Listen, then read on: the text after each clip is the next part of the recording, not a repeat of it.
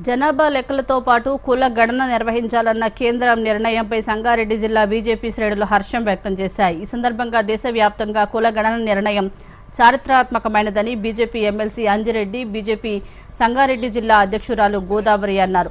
దేశవ్యాప్తంగా కుల గణన చేయడం ద్వారా అన్ని వర్గాల ప్రజలకు సమన్యాయం లభిస్తుందని తెలిపారు. ఈ సందర్భంగా బీజేపీ కార్యకర్తలతో కలిసి అంజిరెడ్డి, గోదావరి సంగారెడ్డి జిల్లా సదాశివపేటలో ప్రధాని మోదీ చిత్రపటానికి పాలాభిషేకం చేశారు.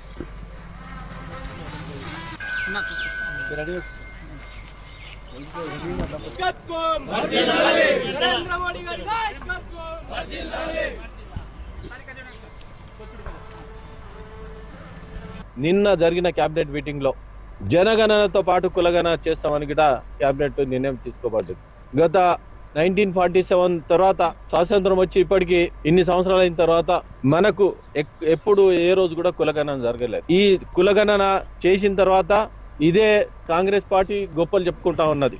నిన్న క్యాబినెట్ నిర్ణయం తీసుకున్నందుకు ప్రతి ఒక్కరు హర్షం వ్యక్తం చేస్తా ఉన్నారు.